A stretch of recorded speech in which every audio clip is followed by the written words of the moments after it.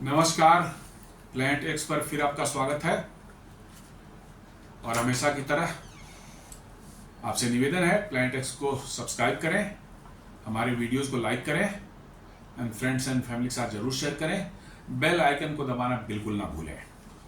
तो दोस्तों, एक डीआरडीओ के बहुत ही महत्वपूर्ण प्रोजेक्ट चल रहा है, उसकी जिक्र करना चाहूँगा आज, और उसका नाम है प्रोजेक्ट कुशा। प्रोजेक्ट कुशा जो है ये एक एडवांस्ड एयर डिफेंस सिस्टम तैयार करने की है, जस्ट लाइक S-400 जो अभी आपने देखा था ऑपरेशन सिंदूर में, जिसके बारे में सुना होगा, जो रसिया से हमने खरीदा है, उसी कैटेगरी का बट उससे बेहतर ये बनाने का चल रहा है programme. The system is being design to have an air defence system of 150 to 400 kilometres, 150 से 400 किलोमीटर तक इसकी रेंज होगी, just like Russian S-400 Triumph जो हमने अभी लगा रखा है अपने सीमाओं पर। System will have 3 missiles. इस सिस्टम के अंदर 3 मिसाइल होंगे, M1, M2 एंड M3, जिनके रेंज होंगे करीब 150 पहले का, M2 का 250 और M3 का 350 to 400 किलोमीटर्स। इन मिसाइल्स की जो कैपेबिलिटीज होंगी वो किसी भी फास्ट मूविंग टारगेट को इंटरसेप्ट करने की होगी, जैसे fast moving aircraft, ballistic missiles, cruise missiles, helicopters, drones या एनी अदर फ्लाइंग ऑब्जेक्ट्स, कुछ भी हो उनको ये मार के गिरा सकते हैं 400 किलोमीटर तक के रेंज में। तो 150 से 400 किलोमीटर के रेंज में जो है आपको एक बिल्कुल अभेद्य हवाई सुरक्षा कवच मिलने जा रहा है इस प्रोजेक्ट कुशा से जो है।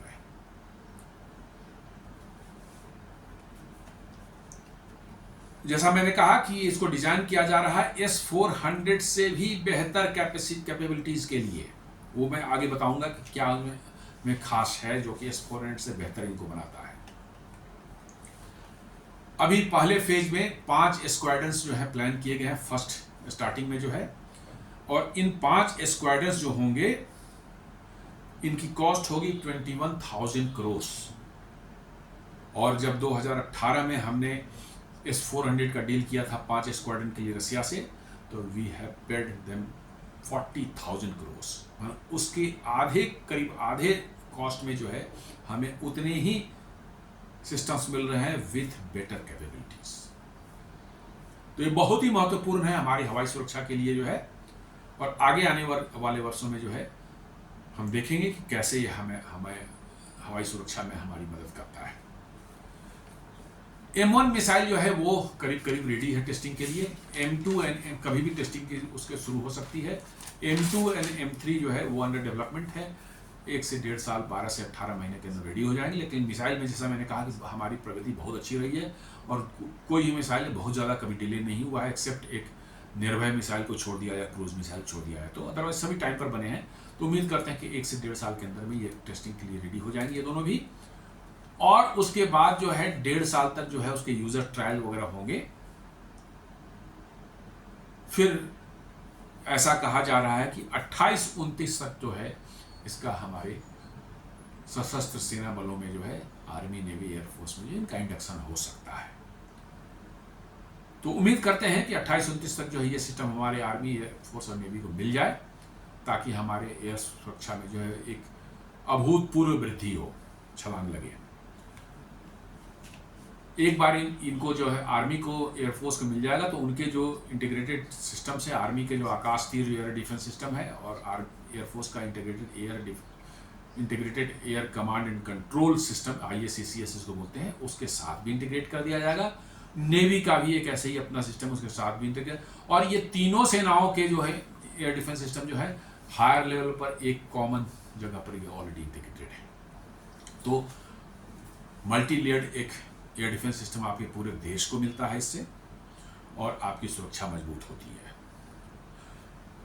ये एक हॉट, एक्सट्रीमली हॉट जो हमारे एरियाज हैं लाइक राजस्थान, वहाँ भी ये इफेक्टिवली काम करेगा। साथ साथ जो हायर एल्टीट्यूड वाले, हमें लद्दाख सिक्किम वाले एरिया सब जो हैं, जो हायर एल्टीट्यूड पर और एक्सट्रीमली कोल्ड क्लाइमेट है वहाँ के, वहाँ पर भी जो है ये उतने ही इफेक्टिवली काम करें जितने प्लेन एरियाज में करेंगे। इनके जो रडार्स हैं, it is having a surveillance capability and fire control radar of 500 to 600 kilometre range and is capable to of shooting down any flying object up to 400 kilometre range. यानी 500 से 600 kilometre की दूरी में ये स्कैन करते हैं पूरे स्काई को जो है, और 400 किलोमीटर के दायरे में कोई भी फ्लाइंग ऑब्जेक्ट आता है उसको शूट डाउन करने की कैपेबिलिटी रखते हैं ये। इस प्रोजेक्ट के जो है DRDO इस प्रोजेक्ट को का मेन वो है, और इनका मेन कोलैबोरेटर जो है इनके साथ में बेल है, क्योंकि बेल को महारत हासिल है रडार्स एंड इलेक्ट्रॉनिक सब सिस्टम्स बनाने में ऐसे सिस्टम के लिए। तो बेल इनका मेन पार्टनर है, और छोटे छोटे बहुत से पार्टनर्स हैं, जैसे DRDO की के छोटे छोटे लैब्स, कुछ और डिफेंस PSUs और कुछ प्राइवेट संस्थाएं भी जो है जो कि डिफेंस में काम कर रही हैं और इलेक्ट्रॉनिक्स एंड सेंसर्स वगैरह बनाने में काम कर रही हैं, वो भी इस प्रोजेक्ट का हिस्सा है। M1 एंड M2 मिसाइल्स जो हैं वो 250 मिलीमीटर के उनका जो है ये होगा, डायमीटर का जो उनका रॉकेट होगा, और वो डुअल पल्स रॉकेट होंगे, dual pulse solid motor rocket होंगे। सॉलिड रॉकेट मोटर उसको बोलते हैं जहां प्रोपेलेंट जो है वो सॉलिड फॉर्म में जो उसके अंदर भरा रहता है, आप उसमें एक इग्नाइट करते हैं, वो जलता है, थ्रस्ट देता है और आगे बढ़ता है। डुअल पल्स में जो है क्या करते हैं, उसको जो है 2 टुकड़े में उसी को कर दिया जाता है, ताकि फर्स्ट टुकड़ा जो है जो ब्लॉक है वो पहले इग्नाइट हो, जले, और थोड़ी दूर तक मिसाइल को कोई पावर नहीं, मिसाइल इतना मोमेंटम आ जाता है कि वो अपनी टारगेट के उससे हाई स्पीड पर जाते रहता है, आपको जरूरत नहीं है करने की। जब वो टारगेट के कुछ नज़दीक पहुंचता है तो सेकंड पल्स जो है वो इग्नाइट हो जाता है, और ये फर्दर एनर्जी देता है आपको आपके मिसाइल को। चेज जब करना हो समय बहुत ज़्यादा एनर्जी चाहिए, टारगेट जब चेज को भाग रहा हो, चेज कर रहे हैं तो बहुत ज़्यादा एनर्जी चाहिए, तो सेकंड पल्स उस समय काम आता है। सिंगल पल्स वाले जो है एक बार जलते हैं तो जलते ही रह जाते हैं, टारगेट के तक पहुंचे ना पहुंचे, उनका जब खत्म हो जाते हैं तो फिर मिसाइल को पावर मिलिंग बंद हो जाती है, और लास्ट फेज में हो सकता है जब आपका पल्स जो है पूरा खत्म हो गया तो उनको पावर खत्म नहीं रहती उतनी चेज करने की, तो फेल हो जाते हैं। तो डुअल पल्स में आपकी रेंज बढ़ जाती है, और एंड जो चेज का जो एंड फेज होता है उसमें जो है आपको बहुत ज़्यादा एनर्जी की जरूरत पड़ती है, और ये हेल्प करते हैं आपको शूट डाउन करने के लिए। M3 मिसाइल जो है वो थोड़ा बड़ा मिसाइल है, ज़्यादा दूर तक है, इसलिए उसका 450 मिलीमीटर का जो है उसका जो है डायमीटर है, और उसका रेंज जो है आपको दे रहा है वो 400 किलोमीटर तक, वो भी dual pulse solid motor rocket है। और एक खास बात जो इसे S-400 से डिफरेंट बनाता है वो है इन मिसाइल्स की जो नोजल्स हैं उनमें थ्रस्ट वेक्टरिंग फैसिलिटी दी गई है। थ्रस्ट वेक्टरिंग ऐसी कि नोजल को आप इधर उधर ऊपर नीचे दाएं बाएं किसी तरह घुमा सकते हैं। आप जैसे ही नोजल घुमाएंगे वो मिसाइल को दूसरी तरफ मोड़ देगा, इधर घुमाएंगे मिसाइल को इधर मोड़ देगा, इधर करेंगे मिसाइल को नीचे मोड़ देगा। लाइक दैट मिसाइल को मूव करने के लिए जो है थ्रस्ट वेक्टरिंग जो है बहुत बड़ा एक टूल होता है। वैसे तो मिसाइल में जो फिन्स लगे होते हैं एंड में जो है देखेंगे खड़े खड़े फिन्स लगे होते हैं, और वो मिसाइल्स को मूव करने के लिए उनको मूव किया जाता है ताकि मिसाइल घूम सके चेंज करने के लिए, जो है अपना डायरेक्शन चेंज करने के लिए। लेकिन थ्रस्ट वेक्टरिंग उसको और इन्हांस कर देते हैं, और वो बहुत तेजी से मूव कर सकता है, इसलिए जो है ये S-400 से बेटर है। और जब चेज करना हो आपको किसी टारगेट को, वहां पर ये थ्रस्ट वेक्टरिंग जो है बेमिसाल हो जाते हैं, बेहतरीन काम करते हैं। टारगेट भाग रहा है लेकिन आपको चेज करने की, दाएं बाएं ऊपर नीचे मुड़ने की जो ये कैपेबिलिटी देता है, इतना फास्ट कि टारगेट का बचना लगभग नामुमकिन हो जाता है। कुछ एयरक्राफ्ट में भी दिए गए हैं, आप देख लीजिए, आपने भारत के जो Su-30 MKI है उसका भी नोजल देखिए, ऊपर नीचे अगल बगल को वो मूव करता है, इसलिए सबसे अच्छा मैन्यूवरिंग कैरेक्टरिस्टिक है Su-30 MKI का, किसी भी एयरक्राफ्ट में दुनिया में हो उससे बेहतर सबसे अच्छा माना जाता है। इतना एजाइल एयरक्राफ्ट दुनिया में कोई नहीं है। तो वो एजिलिटी जो है आपके ये कुशा प्रोजेक्ट के M1, M2, M3 मिसाइल को मिलेगी, तो आप समझ सकते हैं कि दुश्मन के किसी भी एरियल टारगेट को जो है बचना ऑलमोस्ट नामुमकिन हो जाएगा यदि उसकी तरफ आप इसको फायर कर देंगे। ये इन मिसाइलों की कैपेबिलिटी जो मैं बता दूं कि एक सिंगल मिसाइल यदि फायर करते हैं किसी टारगेट पर, तो DRDO कहता है कि इसकी किल प्रोबेबिलिटी जो है 85% है। और यदि वो टारगेट बहुत खतरनाक है, जैसे कोई बैलिस्टिक मिसाइल हो या कोई क्रूज मिसाइल हो, तो आप उस पर यदि क्विक सक्सेशन में तुरंत 2 मिसाइल यदि फायर कर देते हैं उस पर, तो आपकी किल प्रोबेबिलिटी होती है 98.5%, मतलब लगभग उसका बचना नामुमकिन है। लगभग इसका बचना जो है नामुमकिन है। और इस तरह से ये आपको एक अवैध हवाई सुरक्षा कवच जो है 150 से 400 किलोमीटर के क्षेत्र में जो आपको देता है कि दुश्मन का कोई भी फ्लाइंग ऑब्जेक्ट चाहे किसी भी तरह का हो, उसका इस एरिया में घुस पाना लगभग नामुमकिन होगा।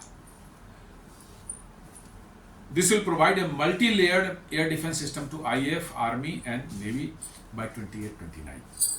मल्टी लेयर्ड है, 150, 250, 400 लेयर पर जितनी दूरी पर आपका टारगेट हो उसके हिसाब से वो मिसाइल काम करेगी। इसका फेज 2 में प्लान किया गया है कि हमारा जो सिस्टम होगा, एयर डिफेंस सिस्टम होगा, वो 500 to 600 किलोमीटर तक काम करेगा। इसका रेंज होगा। S-500 जो है उनसे भी बेहतर इसकी स्पेसिफिकेशन बनाई गई है। और साथ साथ इस फेज 2 में हाइपरसोनिक मिसाइल्स को भी डिस्ट्रॉय करने की और इंटरसेप्ट करने की कैपेबिलिटी जो है डाली जा रही है इस सेकेंड फेज में जो है। तो हाइपरसोनिक मिसाइल्स भी जो हैं इसकी जद से बाहर नहीं रहेंगे, उनको भी मार के गिराया जा सकता है। आज जो ये कहा जाता है कि हाइपरसोनिक मिसाइल्स का कोई तोड़ नहीं है किसी के पास, नहीं, ऐसा नहीं है। ये फेज 2 आने के बाद जो है आप हाइपरसोनिक मिसाइल्स भी आपकी तरफ आ रही हैं, उसको भी आप मार के गिरा सकते हैं। तो ये बहुत बड़ा एक हमारे एयर डिफेंस सिस्टम में जंप आने वाला है। बहुत बड़ी कैपेबिलिटी हमें हाथ लगने वाली है इससे, और हमारे हवाई सुरक्षा को तो समझ लीजिए कि इसमें 4 चांद लगने वाले हैं। दुनिया की कोई ताकत जो है हमारे हवाई सुरक्षा को शायद ना भेज सके उसके बाद में। तो दोस्तों, ये एक छोटा सा वीडियो था प्रोजेक्ट कुशा के ऊपर में, जो हमारे नया एयर डिफेंस सिस्टम बन रहा है। उम्मीद करता हूँ कि वीडियो आपको ज़रूर पसंद आया होगा। आप इसे लाइक करें, फ्रेंड्स एंड फैमिली के साथ शेयर करें, प्लैनेट एक्स को सब्सक्राइब करें और बेल आइकन को दबाना बिल्कुल ना भूलें। धन्यवाद।